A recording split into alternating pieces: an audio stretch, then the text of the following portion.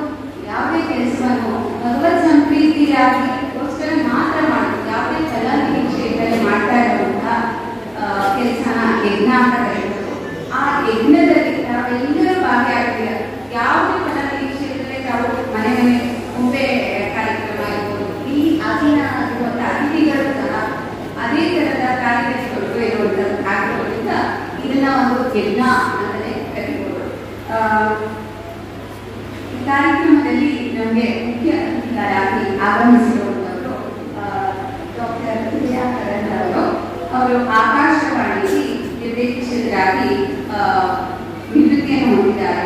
ಹಲವಾರು ಕೃತಿಗಳನ್ನು ರಚಿಸಿದ್ದಾರೆ ಹಾಗೂ ಮುಖ್ಯವಾಗಿ ಗ್ರಾಮೀಣ ಸೊಗಡಿನ ಸಂಸ್ಕೃತಿಯನ್ನು ಬೆಳೆಸುವಲ್ಲಿ ಹಾಗೂ ಭಾರತೀಯ ಪರಂಪರೆಯನ್ನು ಉಳಿಸುವಲ್ಲಿ ತುಂಬಾ ವಿಶಿಷ್ಟವಾದ ಕೆಲಸವನ್ನು ಮಾಡಿದ್ದಾರೆ. ಅವರಿಗೆ ನಮ್ಮ ಈ ತಂಡದ ಪರವಾಗಿ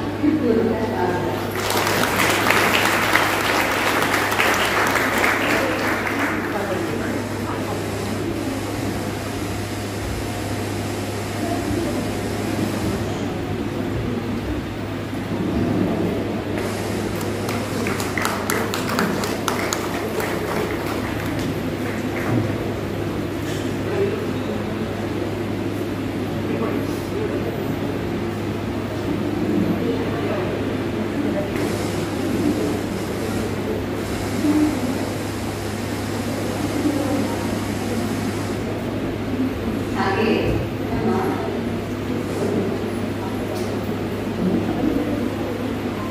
ನಮ್ಮ ಇನ್ನೋರ್ವ ಮುಖ್ಯ ಅತಿಥಿಯಾಗಿ ಡಾಕ್ಟರ್ ತುಳಸಿ ರಾಮಚಂದ್ರ ಅವರು ಇಂದು ನಮ್ಮ ಜೊತೆ ಇದ್ದಾರೆ. ವಿದ್ಯಾಲಯ ಸಂಸ್ಥೆಯ ನಿರ್ದೇಶಕಿಯಾಗಿದ್ದಾರೆ ಹಾಗೂ ಹಲವಾರು ವಿದ್ಯಾರ್ಥಿಗಳಿಗೆ ಕಳೆದ 45 ವರ್ಷಗಳಿಂದ ಮಾರ್ಗದರ್ಶನ ನೀಡಿ ಸಂಸ್ಥೆಗೆ ಪಾತ್ರರಾಗಿದ್ದಾರೆ. ಇವರಿಗೂ ಸಹ ನಮ್ಮ ಕಾರ್ಯಕ್ರಮಕ್ಕೆ ಪೂರ್ವಕವಾದ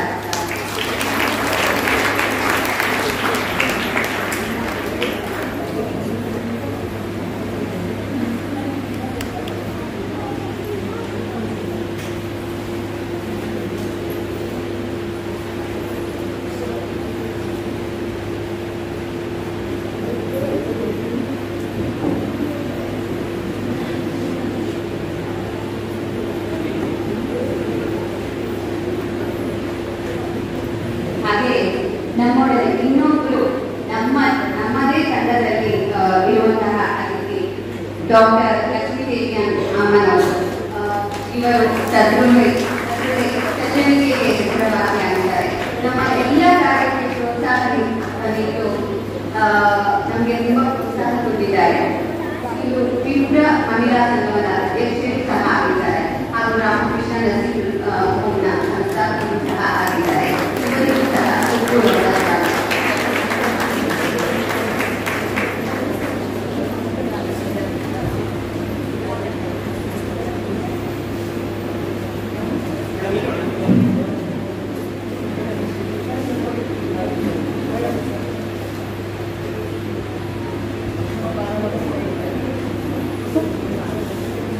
ಹಾಗೆ ನಮ್ಮ ನಡುವೆ ಉತ್ಸಾಹಿ ತರುಣ ಇದ್ದಾರೆ. ಅವರು ಎಲ್ಲ ಕಾರ್ಯಕ್ರಮದಲ್ಲೂ ಮುಂಚೂಣಿಯಾಗಿದ್ದು ನಮಗೆ ಎಲ್ಲ ಸಹಾಯ ಸಹಕಾರ ಮಾಡ್ತಾರೆ. ಕೃಷ್ಣ ಕಾಲೇಜಿನ ಅಧ್ಯಕ್ಷರು ಆಗಿದ್ದಾರೆ. ಹಾಗೆಯೇ ರಾಮಕೃಷ್ಣ ಶಾಲೆಯಲ್ಲಿ ಕೆಲಸ ಮಾಡಿ ನಿವೃತ್ತಿ ಹೊಂದಿದ್ದಾರೆ. ತುಂಬಾ ಚಟುವಟಿಕೆ ಉಳ್ಳ ಉತ್ಸಾಹಿ ತರುಣ ಅಂತ ಹೇಳಿದರು ನಮ್ಮ ಗಣೇಶಿಯವರು. ಇವರಿಗೂ ಸಹ ಪೂರ್ವಕವಾದ ಸ್ವಾಗತ.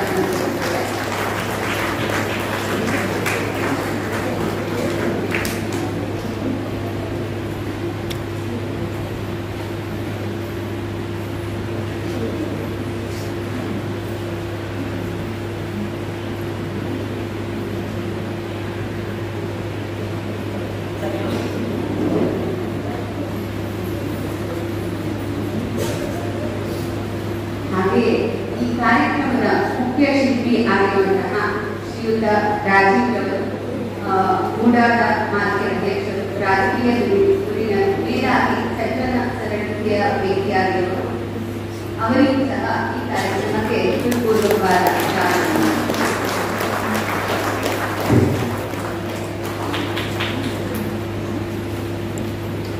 ಹಾಗೆಯೇ ಕಾರ್ಯಕ್ರಮದ ಮುಖ್ಯ ಭಾಗವಾದ ತಾವೆಲ್ಲರೂ ಮನೆ ಮನೆ ಗೊಂಬೆ ಕಾರ್ಯಕ್ರಮದ ಸ್ಪರ್ಧಿಗಳು ನಮ್ಮನ್ನ ನಿಮ್ಮ ಸುಮಾರು ಮನೆಗಳಿಗೆ ಬಂದಾಗ ತವ್ರ ಮನೆಗೆ ಬಂದಿರೋ ಮಕ್ಕಳು ನನಗೆ ಸ್ವಾಗತ ಮಾಡ್ತಿರೋ ಆ ಥರ ಸ್ವಾಗತ ಮಾಡಿ ನಾವೆಲ್ಲ ಅನ್ಕೋತಾ ಇದ್ವಿ ನಾವು ಸ್ವಲ್ಪ ದೊಡ್ಡ ಬ್ಯಾಗ್ ತರಬೇಕಿತ್ತು ಅಂತ. ಅಷ್ಟು ಉಡುಗೊರೆಗಳು ಗೊಂಬೆ ಬಾಗಿನ ಎಲ್ಲ ಕೊಟ್ಟು ಪ್ರೀತಿಯಿಂದ ನನ್ನನ್ನು ಹರಿಸಿ ಕಳಿಸಿದ್ದೀರ.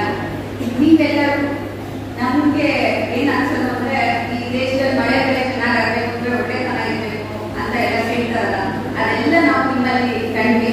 ತುಂಬಾ ನಿಮ್ಗೆಲ್ಲರಿಗೂ ಆತ್ಮೀಯವಾದ ಸ್ವಾಗತವನ್ನು ಕೊಡುತ್ತೇವೆ. ಹಾಗೆ ನಮ್ಮ ನಡುವೆ ಇರುವ ಪತ್ರಕರ್ತ ಬಂಧುಗಳು ಹಾಗೂ ನಮ್ಮ ತಂಡದ ಎಲ್ಲ ಸದಸ್ಯರಿಗೂ ಪೂರ್ವಕವಾದ ಸ್ವಾಗತವನ್ನು ಕೋರುತ್ತಾ ಈ ಅವಕಾಶಕ್ಕಾಗಿ ಧನ್ಯವಾದಗಳು.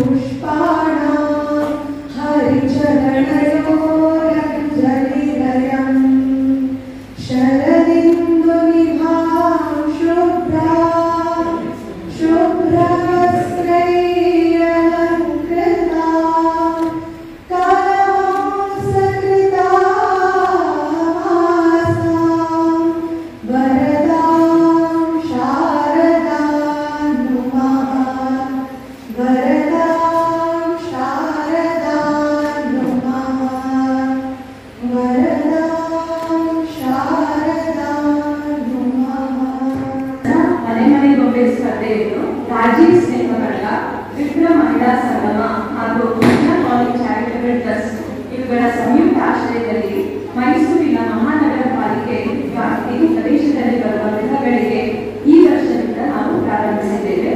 ಈ 3 ಸಂಸ್ಥೆಗಳ ಬಗ್ಗೆ ಇದು ಪರಿಚಯ. ಮೊದಲಿಗೆ ನಿಮ್ಮೆಲ್ಲರಿಗೂ ತಿಳಿದಿರುವ ಹಾಗೆ ರಾಜೀವ್ ಸ್ನೇಹಗಳ ಸಾಮಾಜಿಕ ಕೆಲಸ ಮಾಡುತ್ತಾ ಬಂದಿದ್ದಾರೆ.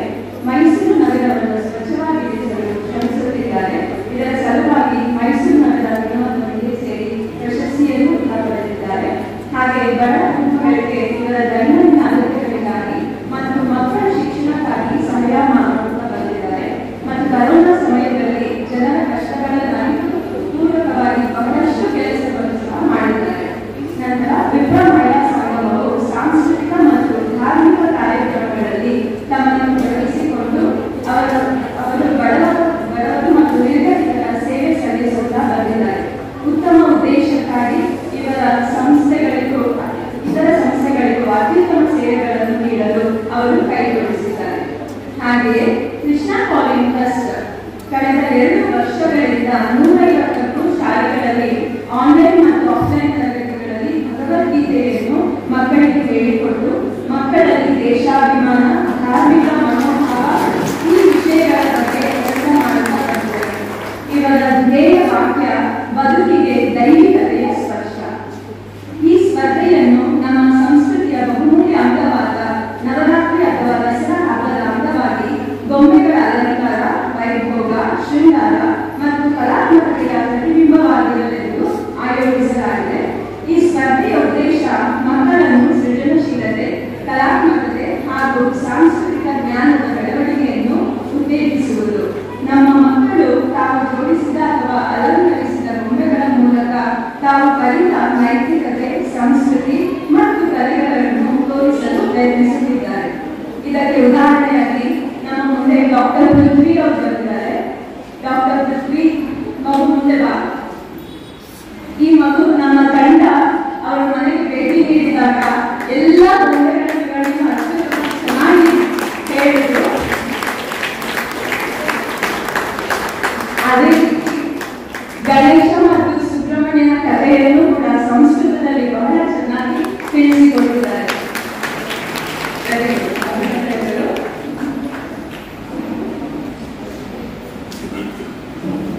ಗೊಂಬೆ ಅಲಂಕಾರ ಕೇವಲ ಒಂದು ಸ್ಪರ್ಧೆ ಇಲ್ಲ, ಇದು ನಮ್ಮ ಸಂಸ್ಕೃತಿಯ ಪ್ರತಿರೂಪ. ಪ್ರತಿ ಗೊಂಬೆ ಒಂದು ಕಥೆಯನ್ನು ಹೇಳುತ್ತದೆ. ದೇವತೆಗಳ ಪೌರಾಣಿಕ ಕಥೆ, ನೈತಿಕ ಮೌಲ್ಯಗಳು, ಮಹಿಳಾ ಶಕ್ತಿಯ ಪ್ರತೀಕ, ಸಮಾಜದ ವಿವಿಧ ಮುಖಗಳು ಇವೆಲ್ಲವನ್ನು ಗೊಂಬೆಗಳ ಮೂಲಕ ನೀವು ಪ್ರಸ್ತುತಪಡಿಸಿದ್ದೀರಿ. ಈ ಸ್ಪರ್ಧೆಯಲ್ಲಿ ಪಾಲ್ಗೊಂಡಿರುವ ಎಲ್ಲಾ ಸ್ಪರ್ಧಿಗಳು ತಮ್ಮದೇ ಆದ ಕಲ್ಪನೆ, ಕ್ರಮ ಹಾಗೂ ನವೀನತೆಯನ್ನು ವ್ಯಕ್ತಪಡಿಸಿದ್ದಾರೆ. ನಿಮ್ಮ ಪ್ರತಿಭೆಯನ್ನು ಪ್ರೋತ್ಸಾಹಿಸುವುದು ನಮ್ಮೆಲ್ಲರ ಕರ್ತವ್ಯ.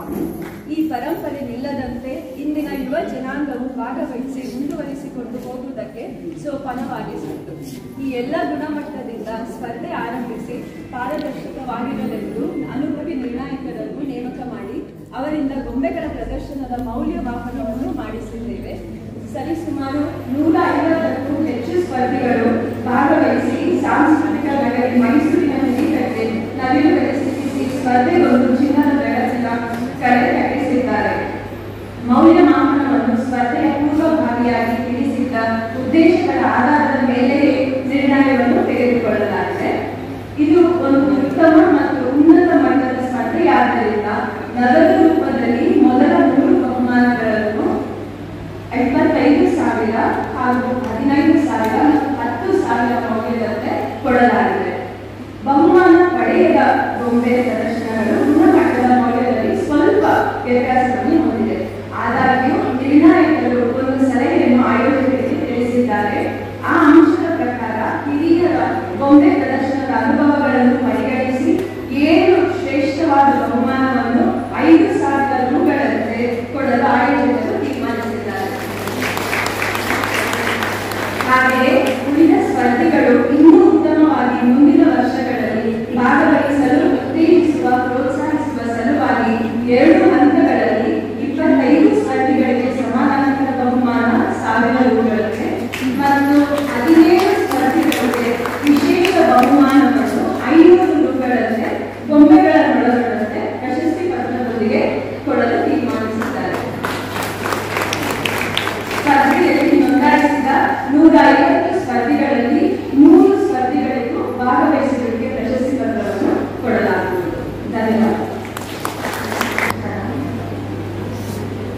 ನಿಮಗೆಲ್ಲ ಅನಿಸಿಕೊಡ್ತೀವಿ ಮುಖ್ಯ ಅತಿಥಿ ಯಾವ ಮಾತು ತಿಳಿಸ್ತಾರೆ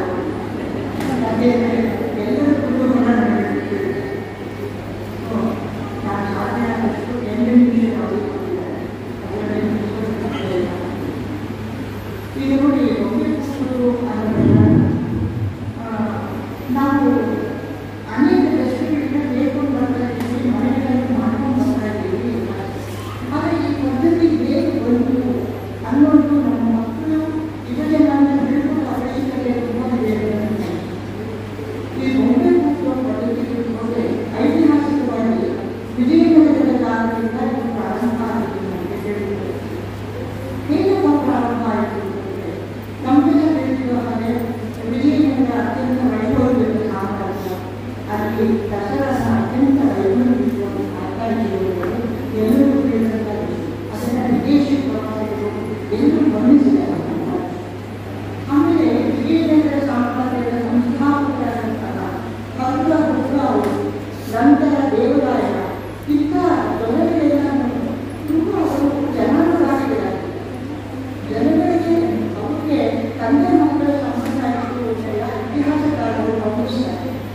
ಹೀಗಿರುವಾಗ ರಾಜ ಪ್ರತ್ಯಕ್ಷ ದೇವರ ಅನ್ನೋ ಕಲ್ಪನೆಯಿಂದ ನಮಗೆ ಬಂದು ಇಂದಿನಿಂದ ಇದೆ.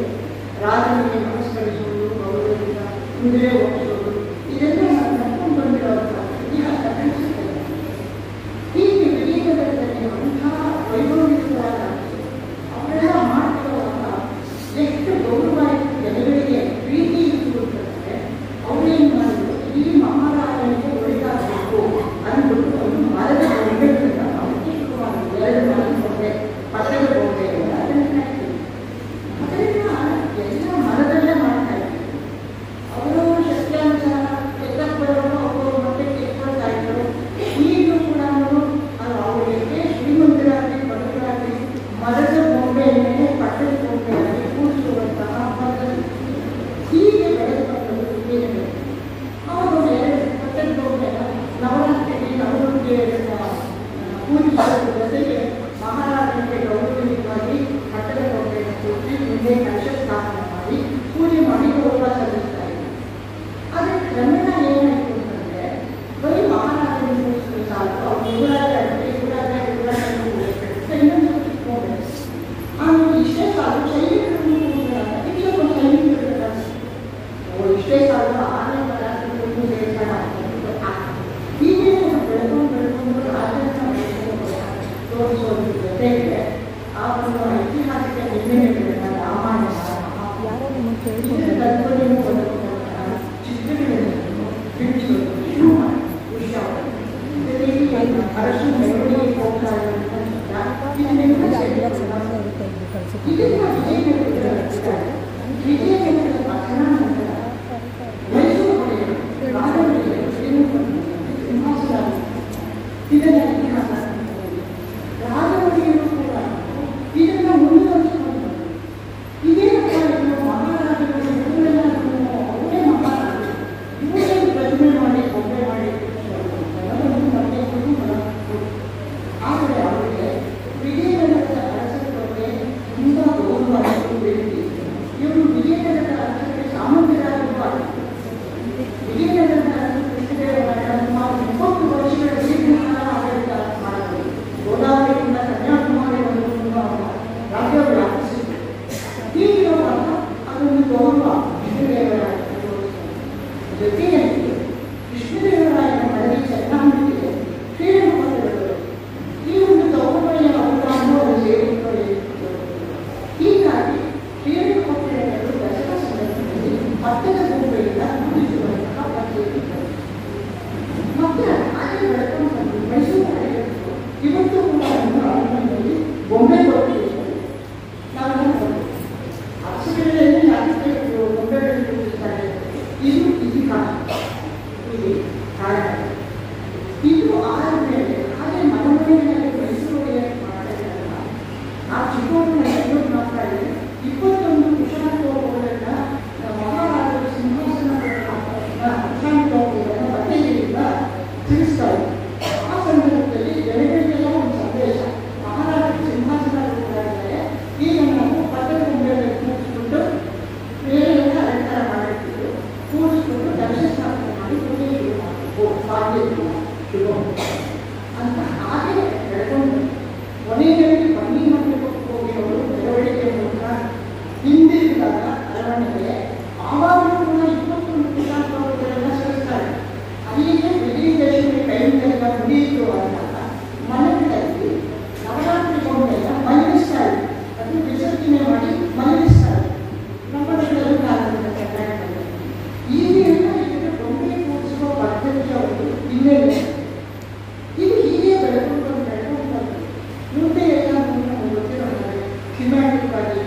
ನವರಾತ್ರಿ 9 ಗಂಟೆಗೆ ಇದೆಲ್ಲ ಕರ್ಕೊಂಡು ಬಂದು ಇತ್ತೀಚೆಗೆ ಅದು ದಸರಾ ಆಗ್ತದೆ, ಮನೆಗಳೇ ದಸರಾ ಆಗ್ತದೆ, ಸರ್ಕಾರ ಮಾಡಿ ಅದನ್ನು ಒಳ್ಳೆಯ ಒಂದು ಇದನ್ನು ಮಾಡ್ತಾರೆ. ಕಲಾತ್ಮಕವಾದ ಪ್ರದರ್ಶನಗಳಿಗೆ ಕಲಾವಿದರಿಗೆ ಇದೆಲ್ಲ ಒಳ್ಳೆಯ ಅವಕಾಶ. ಎಲ್ಲದಕ್ಕಿಂತ ಜೊತೆಯಾಗಿ ಒಂದು ನಮ್ಮ ಮುಂದಿನ ಪೀಳಿಗೆ ಮಕ್ಕಳಿಗೆ ಎಷ್ಟು ಸಂತೋಷ ಆಯಿತು ಮಗುವನ್ನು ಅದರಲ್ಲಿ ಅಂಥ ಮಕ್ಕಳಿಗೆ ನಾವು ಉತ್ಸಾಹ ಕೊಡೋ ಹಾಗೆ ಬೊಂಬೆ ಹಬ್ಬವನ್ನು ಆಚರಿಸಿದ್ದಾರೆ. ಪೀಳಿಗೆಗೂ ಕೂಡ ನಮ್ಮ ಸಂಸ್ಕೃತಿ ಉಳಿಯುತ್ತೆ ಅಂತ ನಾನು ಅನುಭವಿಸ್ತೀನಿ. ಹೀಗೆ ಮುಂದುವರೆದು ರಾಜೀವಂತವರು ಈ ಸಂಸ್ಕೃತಿಯವರು ಇಷ್ಟು ಒಳ್ಳೆಯ ಕೆಲಸ ಮಾಡ್ತಾರೆ. ಬಹುಮಾನದ ಮಕ್ಕಳನ್ನು ನೋಡಿ ನನಗೆ ತುಂಬ ಸಂತೋಷ ಆಗಿದೆ. ನಾನು ಯಾಕೆ ಮಾಡಬಾರ್ದು ಅಂದರೆ ಎಲ್ಲರಿಗೂ ನಮ್ಮಂತಾವರಿಗೆ ಉತ್ಸಾಹ ಬರ್ತಾ ಇದೆ. ಇನ್ನು ಚಿಕ್ಕ ಮಕ್ಕಳಿಗೆ ಖಂಡಿತ ಬರಬೇಕು. ನನಗೆ ಒಂದೇ ಒಂದು ಸಣ್ಣ ಸಲಹೆ ಕೊಡ್ತಾ ಇದ್ದೀನಿ. ಈ ಪುಟ್ಟ ಮಕ್ಕಳನ್ನೇ ಒಂದನ್ನು ಮಾಡಿರೋದಕ್ಕೂ ಬಹುಮಾನಗಳಿದೆ. ಬರೀ ಮಕ್ಕಳಿಗೆ ಅಂತ ಹೇಳಿದ್ರು ಯಾಕೆ ಮುಂದೆ ಮಾಡಬಾರ್ದು? ಯಾಕೆಂದ್ರೆ ಅವರು ಮುಂದೆ ಬೆಳೀಲಿ, ಅವ್ರ ಆಸಕ್ತಿ ಹೆಚ್ಚಿ ಅವರು ಪೀಳಿಗೆಯಿಂದ ನಡೆಸುವಂಥ ಮಾತು ಜಾಸ್ತಿ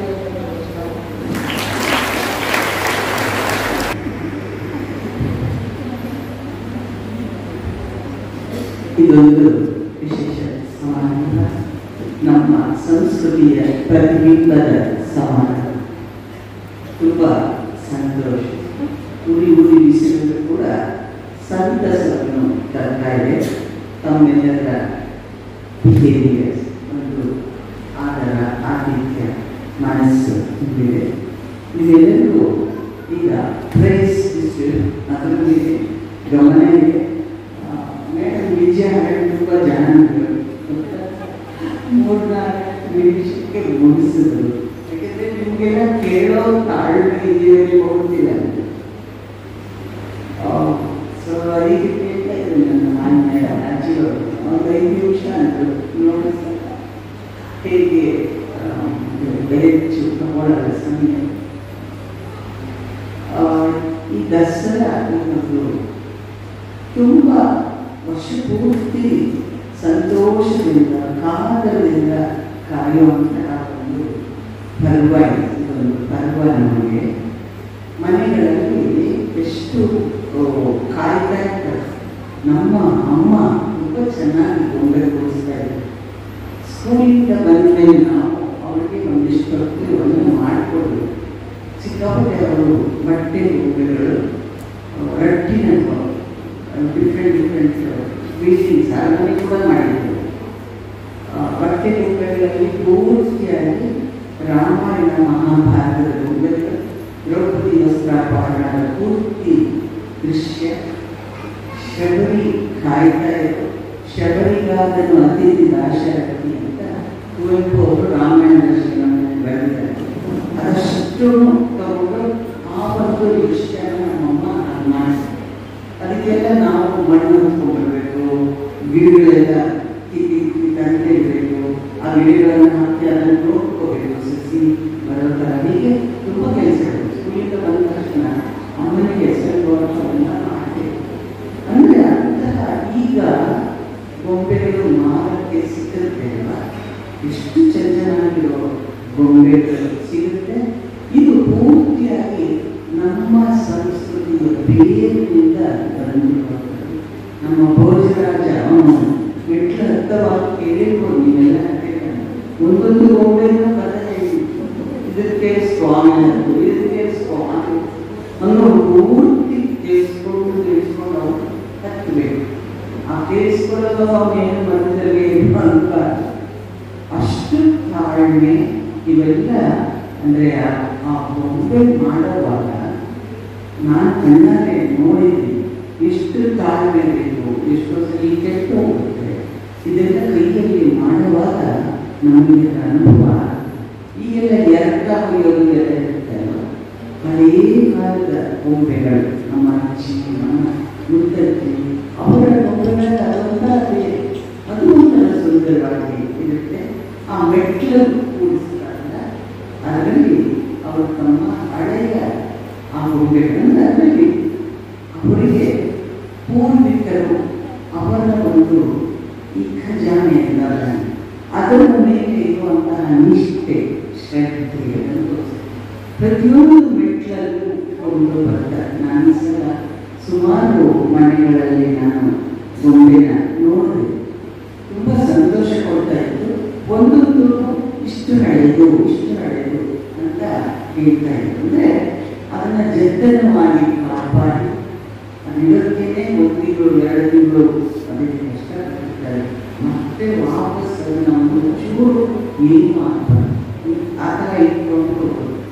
ನಮ್ಮಲ್ಲಿ ಮರದ ಗೊಂಬೆ ಅಂದಾಗ ಸಾಕ್ಷಾತ್ ರಾಜ ರಾಣಿ ಅಂತಲೇ ನಾವು ಅದನ್ನು ಪರಿಗಣಿಸ್ತೇವೆ. ರಾಜ ಪ್ರತ್ಯಕ್ಷ ದೇವರ ಅಂದರೆ ಹಿಂದಿನ ನಮ್ಮ ತಾಯಿಯವರ ಕಾಲದಲ್ಲಿ ಆಗಿತ್ತು. ಪ್ರಜಾಪ್ರಭುತ್ವ ಅವರಿಗೆಲ್ಲ ಅಷ್ಟೊಂದು ಇರಲಿ. ಆ ರಾಜನೇ ನಮ್ಮನ್ನು ಬಂದಿದ್ದಾನೆ ಅನ್ನೋದಾಗ ಆ ಪಟ್ಟದ ಗೊಂಬೆಯನ್ನು ಬಿಟ್ಟು ರಾಜನ ಪಕ್ಕ ರಾಣಿ ಅನ್ನೋದು ಆ ರಾಜ ರಾಣಿಯ ಕಾನ್ಸೆಪ್ಟ್. 9 ನಮ್ಮ ಸಂಸ್ಕೃತಿಯಲ್ಲಿ ಎಲ್ಲ 9 ನವದುರ್ಗ, ನವರತ್ನ, ನವತ್ವ ಎಲ್ಲರಲ್ಲಿ 9 ನಮಗೆ ಶುಭ ಸಂಖ್ಯೆ. 3 ದಿನ ಲಕ್ಷ್ಮೀ ಸರಸ್ವತಿ ಪಾರ್ವತಿಯಾಗಿ ದಸರೆಯಲ್ಲಿ ದೇವಿ ನಮ್ಮನ್ನು ಕಾಪಾಡ್ತಾರೆ. ಎಷ್ಟು ಜನ ದೇವಿ ಭಾಗವತ ಓದ್ತಾರೆ, ಪಾರಾಯಣ ಮಾಡ್ತಾರೆ, ಸುಂದರಕಾಂಡ ಓದ್ತಾರೆ. ಎಲ್ಲ ಶುಭ ಕಾರ್ಯಗಳನ್ನು ಈ ದಸರಾ 9 ದಿವಸದಲ್ಲಿ ಅವರು ಮಾಡ್ತಾ ಬರ್ತಾರೆ. ದಸರಾ ಎಲ್ಲರಿಗೂ ಒಂದು ಆರಂಭ ಅಷ್ಟೇ, ಒಂದು ಶುಭವಾದ ಒಂದು ನಮಗೆ ಏನಿದೆ ಸಂಕಲ್ಪ ಸಿದ್ಧಿನ ಕೊಡುತ್ತೆ ಅನ್ನೋ ಒಂದು ಆಶಯ ಇಟ್ಕೊಂಡು ಈ ದಸರಾನ ನಡೆಸ್ತಾರೆ. ನಾನು PPT ಕೂಡ ಮಾಡಿದೆ. ಈಗ ಕೋವಿಡ್ ಸಮಯದಲ್ಲಿ ದಸರಾ ಬಗ್ಗೆ PPT ನಾನು ರೆಡಿ ಮಾಡಿ ಅವಕಾಶ ಇದೆ, ತೋರಿಸ್ತೀನಿ. ಆ PPTಯಲ್ಲಿ ಎಲ್ಲ ಒಂದೊಂದು ತೋರಿಸ್ತಾ ಬಂದಿದ್ದೀನಿ ನಾನು.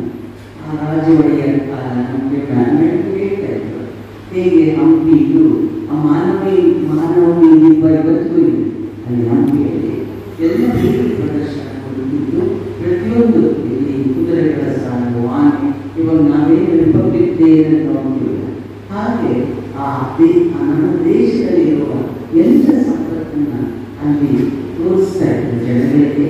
ಅಲ್ಲಿ ಬೇರೆ ಬೇರೆ ಈಗಲೂ ನಡೀತಾ ಇದ್ದಾರೆ ಮನೋರಂಜನೆಗಳು ಬೇಕಾದಷ್ಟು. ಅದೇ ತರಹ ನಮ್ಮ ರಾಜ್ಯ ಒಳಗೆ ವಿಜಯನಗರ ಪಟ್ಟಣದ ನಂತರ ನಮ್ಮ ಮೈಸೂರು ಅರಸರು ಅದನ್ನು ನಡೆಸಿಕೊಂಡು ಬಂದರು. ಆ 9 ದಿನದ ಸಡಗರ ನನಗಂತೂ ಮೈಸೂರು ಸ್ವರ್ಗ ತುಂಬ ಚೆನ್ನಾಗಿ ಕಾಣುತ್ತೆ. ಎಷ್ಟು ಮೈಸೂರನ್ನ ಬಿಟ್ಟು ಯಾರು ಹೋಗ್ತಾರೆ ದಸರಾಗಳಲ್ಲಿ ನನಗೆ ವ್ಯತ್ಯ ಆಗ್ತದೆ. ಇಷ್ಟು ಚೆನ್ನಾಗಿರೋ ಈ ಸಂದರ್ಭ ಬಿಟ್ಟು ಹೋಗ್ತಾ ಇದ್ದಾರಲ್ಲ ಇವರು. ಇದು ನಿಜಕ್ಕೂ ನಮ್ಮ ಪುಣ್ಯ. ಈ ಮೈಸೂರು ದಸರಾ ಪ್ರತಿ ವರ್ಷ ನೋಡಿ ಸಂತೋಷ ಪಡ್ತೀವಿ. ಒಳ್ಳೊಳ್ಳೆ ಕಾರ್ಯಕ್ರಮಗಳೆಲ್ಲ ತರದಲ್ಲಿ ಹೆಣ್ಣು ಮಕ್ಕಳ ಅವರ ಒಂದು ಕಲಾಭಿವ್ಯಕ್ತಿ ಅವರಲ್ಲಿ ಇರುವ ಆ ಕಲೆಯ ಒಂದು ಪೂರ್ತಿಯ ಹೆಣ್ಣುಮಕ್ಕಳು ಅಂದರೆ ಅವ್ರಿಗೆ ಏನಾದರೂ ಒಂದು ಕಲೆ ಖಂಡಿತ ಸಿಕ್ಕಿರುತ್ತೆ. ಬೇರೆ ಬೇರೆ ಆಯಾಮಗಳಲ್ಲಿ ಆ ಕಲೆ ಸಿಕ್ಕಿಸಿರುತ್ತೆ. ಅದರ ಪ್ರದರ್ಶನ, ಅವರ ನಿಷ್ಠೆ, ಅವರು ಅದನ್ನು ಯಾವ ತರಹ ತೊಡಗಿಸಿಕೊಳ್ತಾರೆ ಆ ಪ್ರದರ್ಶನ ನಿಜಕ್ಕೂ ಸಂತಸ ಕೊಡೋದಲ್ಲೇ. ಈ ಮಾಡ್ತಾರೆ ನೀವು ಗೊಂಬೆ ಬಾಗಣ ಮಾಡೋರು. ನಾವೇನು ಚಿಕ್ಕ ಹೋಗ್ತಾರೆ ಗೊಂಬೆ ಬಾಗಣ ಆಸೆಗೆ ತುಂಬ ಹೋಗ್ತಾ ಇದ್ವಿ. ಇವ್ರ ಮನೆಯಲ್ಲಿ ಅವ್ರ ಮನೆಯಲ್ಲಿ ಎಲ್ಲ ಹಾಗೆ ಎಷ್ಟು ಸಂತೋಷ ಚಿಕ್ಕದಿಗೆ ಹೋದು. ಆದರೆ ಆ ವಯಸ್ಸಿಗೆ ಆ ವಾತಾವರಣಕ್ಕೆ ಅದು ತುಂಬ ಸಂತಸ ಕೊಡುವಷ್ಟೇ ಅಲ್ಲ, ಅಮೂಲ್ಯವಾದ ಈ ದಸರಾ ಗೊಂಬೆ ಅದೊಂದು ಅತ್ಯಂತ ಶ್ರೀಮಂತ ಸಂಸ್ಕೃತಿ.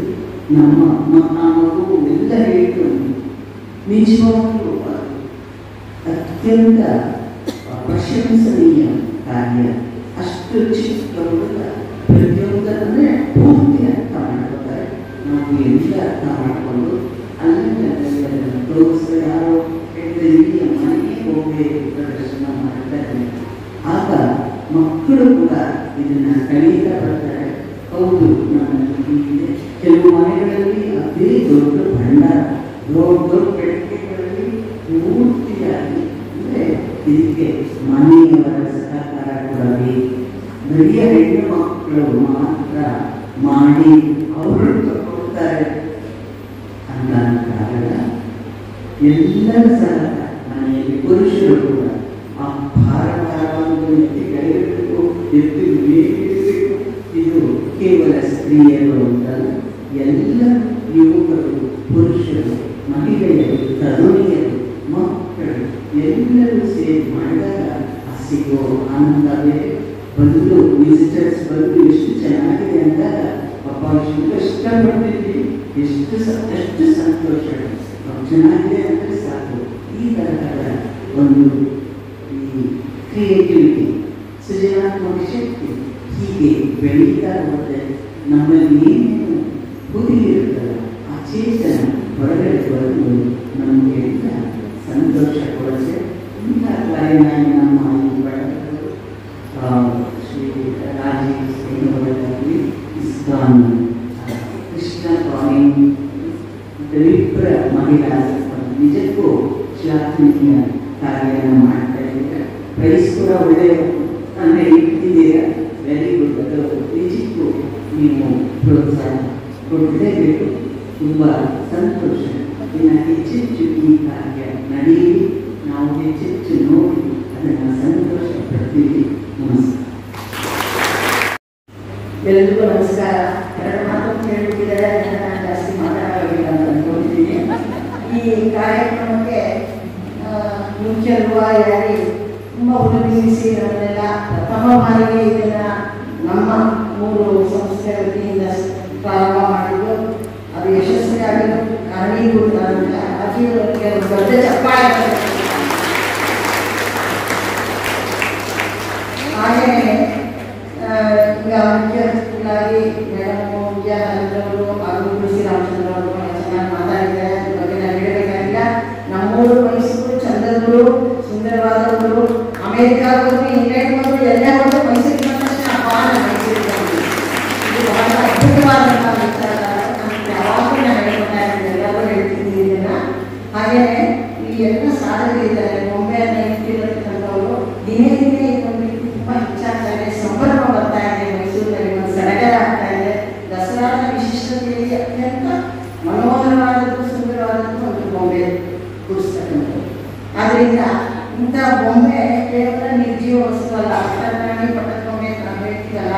ಆದರೆ ಪ್ರತಿ ಮನೆಗಳಿಗೂ ನಾವು ಹೋಗಿ ನೋಡಿದಾಗ ಹಳೆಯ ಕಾಲದಿಂದ ಹಿಡಿದು ಅಂದರೆ ಕಾಳಿಕ ಬರ್ಧನ ಇರ್ಬೋದು, ಅಷ್ಟಲಕ್ಷ್ಮಿ ಇರ್ಬೋದು, ಸಪ್ತಲಕ್ಷ್ಮಿ ಇರ್ಬೋದು, ಅಥವಾ ಕೃಷ್ಣನ ಯಶೋಧೆ ಇರ್ಬೋದು, ದಾಸರ ಇರ್ಬೋದು, ಎಲ್ಲದರಲ್ಲೂ ವೈವಿಧ್ಯತೆಯನ್ನ ಪುರಾಣ, ಇತಿಹಾಸ, ನಮ್ಮ ಸಂಸ್ಕೃತಿ, ನಮ್ಮ ಸಂಪ್ರದಾಯ ಪ್ರತಿಯೊಂದನ್ನು ತೋರಿಸುತ್ತೆ ಬೊಂಬೆಗಳು. ಅವು ನಿರ್ಜೀವ ವಸ್ತುಗಳು ಅಲ್ಲೇ ಅಲ್ಲ. ಅದರಲ್ಲಿ ನಾವು ಎಷ್ಟೊಂದು ನೋಡಬಹುದು ಅದನ್ನು ಕಂಡಾಗ. ಇದು ಇದರ ಹಿನ್ನೆಲೆ ಬಹಳ ಸುಂದರವಾದದ್ದು, ಬಹಳ ಅದ್ಭುತವಾದದ್ದು. ಇನ್ನೂ ಇದರ 2ರಷ್ಟು ಜನ ಮುಂದಿನ ಸಲ ಬರ್ತಾರೆ ಅಂತ ನಾನಂತೂ ಅಂದ್ಕೊಳ್ತೀನಿ. ಯಾಕಂದರೆ ಈ ಸಂಪ್ರದಾಯ ಸಂಭ್ರಮ ಇನ್ನೂ ಹೆಚ್ಚಾಗ್ತದೆ ಅಂತ ಅಂದ್ಕೊಂಡು ಇದಕ್ಕೆ ಶ್ರಮಿಸಿದವರು ಬಹಳಷ್ಟು ಗಣೇಶ್ ಅವರು, ನಮ್ಮ ಸುಮತಿ, ರಾಧಿಕಾ, ಮತ್ತೆ ಕೋಕಿಲ ಸುಧಾ, ಇವರೆಲ್ಲರೂ ಕೂಡ ನಾನು ಹೆಚ್ಚು ಭಾಗವಹಿಸ್ತಿಲ್ಲ ಸ್ವಲ್ಪ ಕಾರಣಗಳಿಂದ. ಆದರೆ ಅವರು ಬಹಳಷ್ಟು ಶ್ರಮ ಪಟ್ಟಿದ್ದಾರೆ. ನಮ್ಮ ಟೀಮು ಏನಿದೆ ಈ ಟೀಮ್ಗೆ ಖಂಡಿತವಾಗ್ಲೂ ಭಾಳ ಕೆಲಸ ಮಾಡಿಲ್ಲ.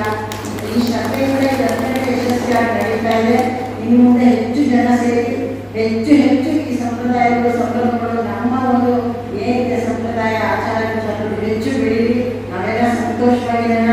ಇದನ್ನ ಇನ್ನೂ ಹೆಚ್ಚು ವಿಜೃಂಭಣೆಯಿಂದ ಎಲ್ಲರೂ ಮಾಡಿ ಅಂತ ಹೇಳ್ತಾ ಬಹುಮಾನ ಕಾಯ್ಕೊಂಡಿದ್ದೀರಾ. ಎಲ್ಲರೂ ನಮಗೂ ನೀವು ನೋಡಬೇಕು ಅಂತ ಆಸೆ. ಯಾರ್ಯಾರು ಫಸ್ಟ್ ಬಂದಿದೆ, ಸೆಕೆಂಡ್ ಬಂದಿದೆ ಅಂತ ನಾವು ಕೂಡ ಅದಕ್ಕೆ ತುಂಬ ಉತ್ಸಾಹದಿಂದ ಇದ್ದೀವಿ. ನೀವೆಲ್ಲರಿಗೂ ದೇವರು ಒಳ್ಳೆಯದು ಮಾಡಿ ಶುಭವಾಗಿ ಅಂತ ಹಾರೈಸ್ಕೊಂಡು ನಾನು ಮಾತುಗಳನ್ನ ಮಾಡ್ತೇನೆ. ವೇದಿಕೆಯಲ್ಲಿ ಆಸೀನರಾಗಿರುವ ಎಲ್ಲ ದೋಸ್ತರೇ ಹಾಗೂ ಶ್ರೇಷ್ಠರೇ, ಸಂಸ್ಕೃತಿ ಮತ್ತು ಪರಂಪರೆ ಎಲ್ಲ ಚಿಕ್ಕಬಂಧುಗಳೇ ನಮಸ್ಕಾರ. ನಮ್ಮ ಭಾರತೀಯ ಕಲೆ, ಸಂಸ್ಕೃತಿ, ಪರಂಪರೆಗಳನ್ನು ನೀವು ಮತ್ತು ನಿಮ್ಮ ಕುಟುಂಬದವರು ಅತ್ಯುತ್ತಮವಾಗಿ ಪ್ರೀತಿಯಿಂದ ಪೋಷಿಸಿಕೊಂಡು ಬರ್ತಾ ಇದೆ. ಇದು ಮುಂದಿನ ಪೀಳಿಗೆಗೆ ಪರಿಚಯಿಸುವ ಮತ್ತು ಮುಂದುವರಿಸುವ ಬಗ್ಗೆ ಮನೆಗಳಲ್ಲಿ ಗುಡ್ಡಗಳನ್ನು ತುಂಬಿಸುವ ಪದ್ಧತಿನ ಪ್ರೇರೇಪಿಸುವ ಈ ಪ್ರತಿಭೆಯನ್ನು ಯಶಸ್ವಿಯನ್ನು ಬೆಳೆಸುವ ಮೂಲಕ ಅನುಭವಿಸಲು ತಯಾರಾಗಿದ್ದು ನೀವೆಲ್ಲ. ಈ ನಿಮ್ಮ ಕಾರ್ಯಕ್ಕೆ ಮೊಟ್ಟ ಮೊದಲಿಗೆ ನಿಮಗೆ ಅಭಿನಂದನೆಗಳನ್ನು ಮನೆ ಗುಂಪಿನ ಸ್ಪರ್ಧೆಯನ್ನು ಆಯೋಜನೆ ಒಂದು ಪ್ರೇರಕ ಶಕ್ತಿ. ಆ ಶಕ್ತಿಯೇ ಜೀವಿತ ಹೆಚ್ಚಿಗಾಗಿರೋರು.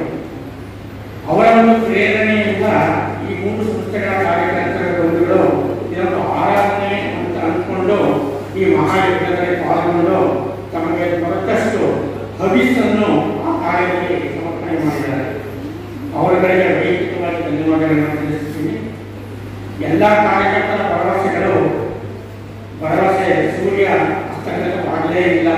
ಅವರ ಪರಿಶ್ರಮ ಮತ್ತು ತೀರ್ಪುಗಾರ ಮಾಡಿರುವ ಕಾರ್ಯದ ಗುಣಪರಿಪೂರ್ಣತೆ ಎಂದು ನಾವು ಶ್ಲಾಘಿಸಬೇಕಾಗಿದೆ.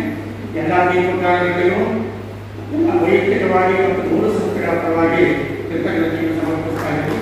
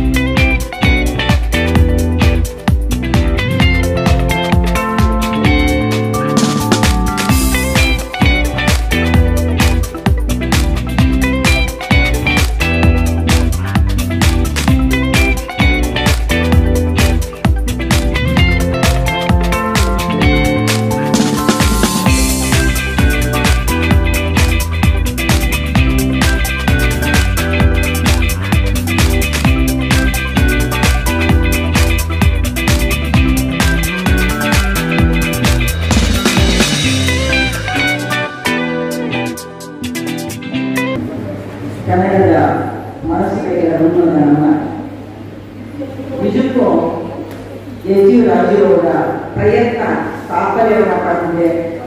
ಇಷ್ಟೊಂದು ಜನ ಗೊಂಬೆ ಮನೆಯಲ್ಲಿ ಭಾಗವಹಿಸಿದ್ದಾರೆ ಸಂತಸದ ವಿಚಾರ. ರಾಜೀವ್ ಅವರು ಪರಿಸರ ಪ್ರೇಮಿಯಾಗಿ ಗುರುತಿಸಿಕೊಂಡಿದ್ರು. ಇಡೀ ನಮ್ಮ ಮನೆಯಲ್ಲೂ ಕೂಡ ಗೊಂಬೆಗಳ ಸ್ಪರ್ಧೆಯನ್ನು ಏರ್ಪಡಿಸಿ ಪ್ರತಿಯೊಬ್ಬರ ಮನೆಗೂ ಲಗ್ಗೆಯಿಟ್ಟಿದ್ದಾರೆ. ಮನಸ್ಸುಗಳನ್ನು ಕೂಡ ಅವರಿಗಾಗಲೇ ಗೆದ್ದಿದ್ದಾರೆ. ಮುಂದಿನ ದಿನಗಳಲ್ಲಿ ಅವರ ಭವಿಷ್ಯ ಮತ್ತಷ್ಟು ಉಜ್ವಲವಾಗಲಿ. ಯಾಕೆಂದ್ರೆ ಒಬ್ಬ ವ್ಯಕ್ತಿ ತನ್ನ ವ್ಯಕ್ತಿತ್ವವನ್ನು ತೋರಿಸಲಿಕ್ಕೆ ಇರುವಂತಹ ನಿಜವಾದ ಕಾರಣಗಳು ಹಲವಾರಿದೆ. ಅದೇ ರಾಜೀವ್ ಅವರು ಆವತ್ತು ಇವತ್ತು ಯಾವತ್ತು ಎಲ್ಲರಿಗೂ ಕೂಡ ಅದೇ ರೀತಿ ಇರುವಂತವರು ಎಲ್ಲರನ್ನೂ ಕೂಡ ನಗುಮುಖದಿಂದ ಮಾತನಾಡುವಂತಹ, ಕಷ್ಟ ಅಂದಾಗ ಕೈ ಹಿಡಿಯುವಂತಹ, ಒಂದು ರೀತಿ ಎಲ್ಲರನ್ನೂ ಕೂಡ ತೆಗೆಗೆ ತೆಗೆದುಕೊಂಡು ಬಹಳ ಪ್ರೀತಿಯಿಂದ ಮಾತನಾಡಿಸುವಂತಹ ಎಚ್ ವಿ ರಾಜೀವ್ ಅವರು ಇವತ್ತು ಎಲ್ಲರನ್ನೂ ಕೂಡ ಒಗ್ಗೂಡಿಸಿದರೆ. ಇವರ ಜೊತೆಗೆ ಕೈ ಜೋಡಿಸುವಂತ ಕೃಷ್ಣ ಕಾವ್ಯ ಕೃಷ್ಣ ಶ್ರೀ ಗಣೇಶ ಹಾಗೂ ನನ್ನ ಆತ್ಮೀಯ ಗೆಳತಿಯಾಗಿರುವಂತಹ ಡಾಕ್ಟರ್ ಲಕ್ಷ್ಮಿ ಅವರಿಗೆ ನಾವು ತುಂಬ ಹೃದಯದ ಧನ್ಯವಾದಗಳನ್ನು ಅರ್ಪಿಸ್ತೇನೆ. ಹಾಗೆ ನಾವು ಈ ಒಂದು ಕಾರ್ಯವನ್ನು ಮಾಡಬೇಕಾದ್ರೆ ನಮ್ಮ ಜೊತೆಗೆ ಇದ್ದಂತಹ ನನ್ನೆಲ್ಲ ಪ್ರೀತಿಯ ಗೆಳತಿಯರಿಗೆ ಕೂಡ ನಾನು ಆತ್ಮೀಯವಾಗಿ ಶಿರವಾಗಿ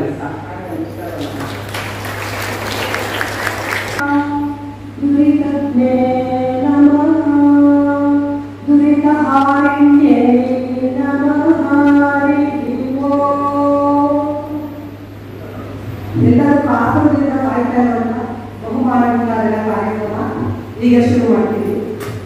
ಯಾವಾಗಲೂ ಬಹುಮಾನ ಮತ್ತು ಪ್ರೋತ್ಸಾಹ, ಆ ಕಾರ್ಯ ಪುನಃ ಮಾಡಬೇಕು ಅನ್ನೋ ಉತ್ಸಾಹ ಯಾರೇ ಬಹುಮಾನ ಬಂದಿರಕ್ಕೋ ಅವರ ಮನಸ್ಸಿನಲ್ಲಿ ಮೂಡಿ ಬರುತ್ತೆ. ಮೊದಲೇ ತಿಳಿಸಿದಂಗೆ ಎಲ್ಲರೂ ಪ್ರೋತ್ಸಾಹ ಕೊಡೋ ಉದ್ದೇಶದಿಂದ 17 ಬಹುಮಾನಗಳನ್ನ ನಾವು ಒಂದು ಗೊಂಬೆಯ ಮೂಲಕನೇ ನಮ್ಮ ರೂವಾರಿ ಅವರು ಕೊಟ್ಟಿರೋದ್ರಿಂದ ಅವ್ರ ಹೆಸರುಗಳನ್ನು ಓದ್ತೀನಿ. ಬಂದು ಬಹುಮಾನವನ್ನು ಸ್ವೀಕರಿಸಿ ಇಲ್ಲೇ ಇರಿ, ಯಾಕೆಂದ್ರೆ ಮುಖ್ಯ ಅತಿಥಿಗಳನ್ನೇ ನಿಮಗೆ ಒಂದು ಗ್ರೂಪ್ ಫೋಟೋ ಇದೆ. ಮೊದಲನೇ ಹೆಸರು ನವ್ಯಶ್ರೀ.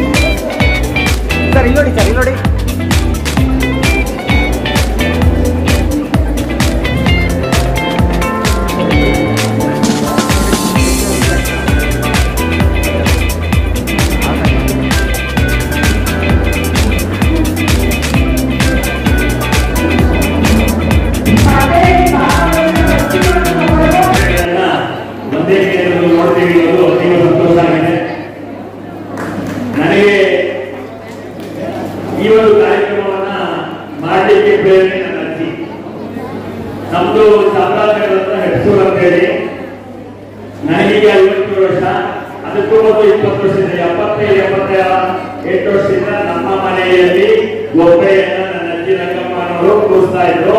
ಆ ಪರಂಪರೆ ಶತಮಾನಗಳ ಇತಿಹಾಸ ಈ ಭಾಗದಲ್ಲಿ ಇದೆ ಅನ್ನೋದು ನಮ್ಮೆಲ್ಲರಿಗೂ ಗೊತ್ತಿರುವಂತ ಹೆಮ್ಮೆ. ಎರಡನೇದು, ನಾವು ಪ್ರಾರಂಭ ಮಾಡಿದಾಗ ಎಕ್ಸ್ಪೆರಿಮೆಂಟ್ ಆಗಿ ಪ್ರಾರಂಭ ಆಗಿದೆ. ನಮಗೇನಂದ್ರೆ ಈ ಗೊಂಬೆ ಮನೆಯ ಹಿಂದೆ ತುಂಬಾ ಶ್ರಮ ಇದೆ, ಆಸಕ್ತಿ ಇದೆ, ಬದ್ಧತೆ ಇದೆ. ಅದು ಜೋಪಾನವಾಗಿ ಕಾಪಾಡಿ ಅದು ಒಂದು 15 ನಿಮಿಷ ಮೊದಲು ತಲೆ ಒಳಗೆ ಏನ್ ಮಾಡಬೇಕು ಚಿಂತೆ ಮಾಡಿಕೊಂಡು ಕಾನ್ಸೆಪ್ಟ್ ಡೆವಲಪ್ ಮಾಡಿ ಮಾಡುವಂತ ಒಂದು ವರ್ಗ. ಪರಂಪರೆಯನ್ನು ಕೂರಿಸ್ತಾ ಹೆಚ್ಚು ಗೊಂಬೆ ಮಾಡಿದೀವಿ ಅಂತ ಕೂರಿಸೋದು ಮತ್ತೊಂದು ವರ್ಗ. ಇವೆಲ್ಲವೂ ನಿರಂತರವಾಗಿ ನಡೆಯುವಂತಹ ವಿಚಾರಗಳೇನಿದೆಯೋ ಇವತ್ತು ಮೈಸೂರು ಮೊದಲಲ್ಲಿ ಇಷ್ಟೊಂದು ಕುಟುಂಬಗಳಲ್ಲಿ ಕೂರಿಸುವುದಾದ್ರೆ ನಮ್ದು ಯಾವುದೋ ಇರ್ತಕ್ಕಂಥ ಹಳ್ಳಿಯೂ ಈ ಪರಂಪರೆಯ ಮೂಲ ಇದೆ ಅನ್ನೋದನ್ನ ನಾನು ಸಂತೋಷದಿಂದ ನಮಗೆ ತುಂಬಾ ಆಸಕ್ತಿ ಏನಂದ್ರೆ ಗೊಂಬೆಯಷ್ಟೇ ಆಸಕ್ತಿಯನ್ನ ಇಟ್ಟವರ ನೀವೇನು ಮನೆಗೆ ಗೊಂಬೆ ನೋಡುವುದಕ್ಕೆ ಸಣ್ಣ ತಿಂಡಿಗಳ ಕೊಡ್ತಾ ಇತ್ತು. ತಿಂಡಿಗಳ ಮುಖಾಂತರ ಗೊಂಬೆಯನ್ನ ಕನೆಕ್ಟ್ ಮಾಡಿದಂತ ನಮ್ಮ ಹಿರಿಯ ಪರಂಪರೆ ಇದೆಯಲ್ಲ, ಯಾಕಾಗಿ ಅಂದ್ರೆ ಮಕ್ಕಳಲ್ಲಿ ಆಸಕ್ತಿ ಬೆಳೆಸಬೇಕು ಅಂತ. ಇವತ್ತು ನಮ್ಮ ಅಜ್ಜಿ ಇಲ್ಲ, ನೆಕ್ಸ್ಟ್ ನಮ್ಮ ತಾಯಿಗಳ ಕೂರಿಸ್ತಾ ಇದ್ರು. ಈಗ ನನ್ನ ಮಗಳು ಇಂಥ ಆಸಕ್ತಿಯಿಂದ ನಮ್ಮಲ್ಲಿ ಕೂರಿಸಿ ಆ ಫೋಟೋಗಳು ಹೋಗಿ ಶೇರ್ ಮಾಡ್ತಾರೆ. ಮೊಬೈಲ್ ಕರೀದೇ ಇರ್ಬೋದು. ಅಂದ್ರೆ ಆ ಉತ್ಸಾಹ ಇದೆ ಹೊರಗಡೆ. ಆ ಉತ್ಸಾಹವನ್ನ ನಾವು ಸದಾಕಾಲ ಮುಂದುವರಿಸಬೇಕು ಅನ್ನೋ ದೃಷ್ಟಿಯಲ್ಲಿ ನಂತರ ನಮ್ಮ ಗಣೇಶ್ ರಾವು ಎಲ್ಲರಿಗೂ ಮಾತಾಡ್ಮೇಲೆ ಇದು ಕಟ್ಟ ಆದ್ಮೇಲೆ ಹೊಸ ಆಲೋಚನೆಗಳನ್ನ ಪ್ರಾರಂಭ ಮಾಡಿದ್ರು. ಗೆಡ್ಜಸ್ಗಳಿಗೆ ಬಹಳ ಸಂಖ್ಯೆನ ಶುರುವಾಯಿತು. ಯಾರು ಪ್ರೈಸ್ ಕೊಡಬೇಕು, ಯಾರು ಇರಬೇಕು. ಆಮೇಲೆ ಹಾಗೆ ಮಾಡಿದಾಗ ಪ್ರಾರಂಭ ಆದದ್ದು ಹಿರಿಯರನ್ನ ತುಂಬಾ ವರ್ಷ ಮಾಡಿದ್ದಾರೆ, ಅವರು ಬಿಟ್ಬಿಟ್ಟು ಹೆಂಗೆ ಅನ್ನೋದು ಬಂತು. ಹಾಗಾಗಿ ಒಂದು ಕ್ಯಾಟಗರಿಯ ಬಹುಮಾನ ಶುರುವಾಯಿತು. ಮತ್ತೊಮ್ಮೆ ಈ ಸಮಾಧಾನಕರ ಬಹುಮಾನ ಕೊಡಬೇಕು ಅಂದಾಗ ಅವರಲ್ಲಿ ಇಷ್ಟೇ ಸೆಲೆಕ್ಟ್ ಮಾಡೋದು ಇನ್ನೊಂದು ಅನಿಸ್ತು. ಒಂದ್ ಕಡೆ ಪರಿಶ್ರಮ, ಇನ್ನೊಂದು ಕಡೆ ಆಸಕ್ತಿಯನ್ನ ಈ ಪರಂಪರೆಯನ್ನ ಮುಂದುವರಿಸಬೇಕು ಅನ್ನುವಂತ ಕಾರಣಕ್ಕಾಗಿ ಈ ಮೂರು ಸಂಸ್ಥೆಗಳು ವಿಶೇಷವಾದಂತಹ ಗಮನ ಹರಿಸಿ ಈ ಪ್ರಯತ್ನವನ್ನ ಈ ಸಾಲಿನಲ್ಲಿ ಪ್ರಾರಂಭ ಮಾಡಲಾಗಿದೆ. ಏನಾಗಿತ್ತು ಅಂತಂದ್ರೆ ಗೊಂಬೆ ಸ್ಪರ್ಧೆ ಅಂತ ಪ್ರತಿ ವರ್ಷ ನಡೀತಾ ಇದೆ. ಎಲ್ಲ ಒಂದ್ ಕಡೆ ಸೇರೋದು, ಮನೆಗೆ ಒಂದು ಪ್ರಶಸ್ತಿ ಪಟ್ಟು ನಡೀತಾ ಇತ್ತು. ಅದು ನಾವು ಹೊಸ ರೂಪ ಕೊಡಬೇಕು. ನಿಮ್ಮನ್ನ ಒಂದ್ ಕಡೆ ಕಲೆಯಿಂದ ಹಾಕಿ ನಿಮ್ಮ ಮನೇಲಿ ಏನಿದೆ, ಅವ್ರ ಮನೇಲಿ ಏನಿದೆ ಅನ್ನೋದನ್ನ ಒಂದು ವಿಡಿಯೋ ಪ್ರದರ್ಶನಗಳನ್ನು ತರಿಸ್ಕೊಂಡು ಇವೆಲ್ಲರೂ ಕೂಡ ಅತ್ಯಂತ ಸೂಕ್ಷ್ಮವಾಗಿ ಅದನ್ನು ನಿರ್ಣಯ ಮಾಡುವುದಕ್ಕೆ ಬಹಳ ದೊಡ್ಡ ಪ್ರಯತ್ನವನ್ನ ಮಾಡಿದ್ದಾರೆ. ಅತ್ಯಂತ ಪಾರದರ್ಶಕರು ಮಾಡಿದ್ದಾರೆ. ನಿಮ್ಗೆಲ್ಲರೂ ಕಳಕಳಿ ಮಾಡಿದ್ದಾರೆ. ಯಾರು ಅನ್ಯತ್ರ ಏನಂತಂದ್ರೆ ಎಲ್ಲ ಪುಸ್ತಕಗಳು ನನಗೆ ಬಹುಮಾನ ಬರಬೇಕು ಅಂತ ಅನಿಸುತ್ತೆ. ಅಂದ್ರೆ ಈ ಮಾಡಿರುವ ನಿರ್ಣಯ ಹಿಂದೆ ಯಾವ ಕೂದಲಿದೆ ಎಷ್ಟು ಅನುಮಾನ ಯಾರಿಗೂ ಬೇಕಾಗಿಲ್ಲ. ಅವರ ಇತಿಮಿತಿಗೆ, ಅವರ ಆಲೋಚನೆಗೆ, ಅವರು ನೋಡಿದಂತ ವಿಡಿಯೋಗಳಿಗೆ, ಮನೆಗೆ ವಿಸಿಟ್ ಮಾಡಲಾಗಿದ್ದಂತ ಥೀಮ್ಗಳಿಗೆ ಹಲವಾರು ವಿಚಾರಗಳನ್ನು ಕೊಟ್ಟು ಅಂತಿಮವಾಗಿ ಬಹುಮಾನಗಳನ್ನ ಜೋಡಿಸಲಾಗಿ ಇವತ್ತು ನನಗೆ ಪ್ರಶಸ್ತಿಗಳನ್ನ ಪಡೆದಿದ್ದೇವೆ. ನಾವು ನಿಲ್ಲುವ ನಿಯಮವನ್ನ ಯೋಚನೆ ಮಾಡಿದ್ದೀವಿ. ಮುಂದೊಂದು ಸಾರಿ ಮುಂದುವರಿಯುತ್ತೆ. ಆದ್ರೆ ಮೊದಲು 2-3 ಪ್ರೈಸ್ ತಗೊಂಡವರಿಗೆ ಬಹುಮಾನ ಕೊಡೋದಿಲ್ಲ, ಬೇರೆಯವರು ಅವಕಾಶ ಕೊಡಬೇಕು ಅಂತ ಬೇರೆ ಹೊಸ ಬರಬೇಕು, ಹೊಸ ಅವಕಾಶ ಸಿಗಬೇಕು. ಈ ಪರಂಪರೆ ನಿರಂತರವಾಗಿರಬೇಕು. ಇದು ರಾಜಾಶ್ರೀ ಸರಳವಾಗಿತ್ತು. ಮುಂದೆ ಪ್ರಜೆಗಳು ಎಲ್ಲರೂ ಸೇರಿಕೊಂಡು ಪ್ರತಿ ಮನೆಯಲ್ಲಿ ದಸರಾ ನಡೆಯುವುದೇನೆಂದ್ರೆ ಗೊಂಬೆ ಇವತ್ತಿನ ಟಿವಿ ಇದೆ, ನಿಮಗೆ ಪ್ರಪಂಚದಲ್ಲಿ ನೋಡ್ಕೊಂಡು ಹೋಗ್ತಾ ಇದ್ದೀವಿ. ಆದ್ರೆ ಈ ದಸರಾವನ್ನ ಪ್ರಪಂಚದ ಉದ್ದಗಲಕ್ಕೆ ಕೊಂಡೊಯ್ದಂತ ಕೀರ್ತಿ ಏನಾದ್ರು ಇದ್ರೆ ಈ ಗೊಂಬೆ ಮನೆಯ ಪ್ರವರ್ತಕರು ಯಾರಿದ್ದಾರೋ ಅವರೆಲ್ಲರಿಗೂ ಸಲ್ಲಬೇಕು. ಅಷ್ಟು 150 ಕುಟುಂಬಗಳು ಯಾರು ಗೊಂಬೆ ಕೊಡಿದ್ರು ಅವರಿಗೆಲ್ಲರಿಗೂ ಅಭಿನಂದನೆ ಸಲ್ಲಿಸಿ ಮುಂದಿನ ವರ್ಷದ